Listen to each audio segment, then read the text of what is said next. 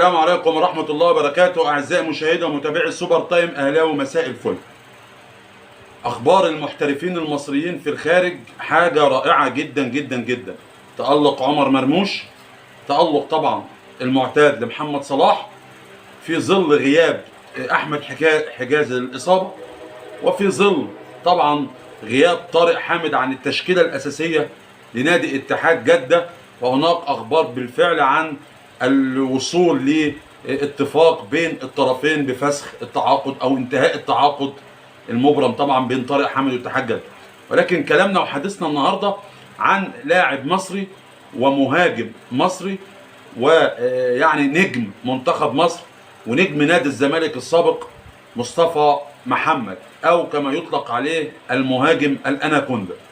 مصطفى محمد بنشيد بيه هنا على قناه اهلاويه وواحد من جمهور النادي الاهلي.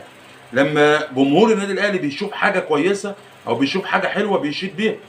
يعني كان في مباراه امس اللي شفنا اهدافها، مباراه امس مع نانت الفرنسي امام موناكو الفرنسي، فريق كبير، فريق عريق طبعا، دي جماهيريه نانت بالفعل.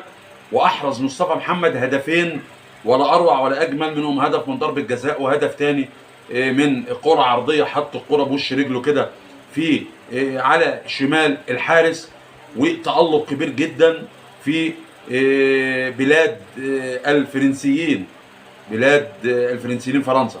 طبعا مصطفى محمد خامة طيبة جدا، وهو قبل بلاء حسن في فرنسا. لو ما كانش أدى مصطفى محمد أو ما كانش بيأدي مصطفى محمد بهذا الأداء ما كانش كمل طبعا مع نانت، ما كانش ادوله فرصة تانية لإظهار إمكاناته أكتر وأكتر الموسم ده أو الموسم الجديد ده في الدوري الفرنسي مع نانت. إن شاء الله كل التوفيق لمصطفى محمد وكل التوفيق للاعبتنا في الخارج، لأن في الآخر ده بيرجع وبيصب طبعا في مصلحة منتخبنا الوطني، المنتخب الأول اللي بقاله فترة كبيرة جدا وفترة بعيدة جدا أو فترة مش قليلة إن هو بعيد عن الساحة والتتويجات الإفريقية بعد انتهاء طبعا جيل كابتن حسن شحاتة. فكل التوفيق لمصطفى محمد، وهنشوف باذن الله مصطفى محمد في مكان افضل من نانت، في فرقه اقوى، في دوري اقوى من الدوري الفرنسي.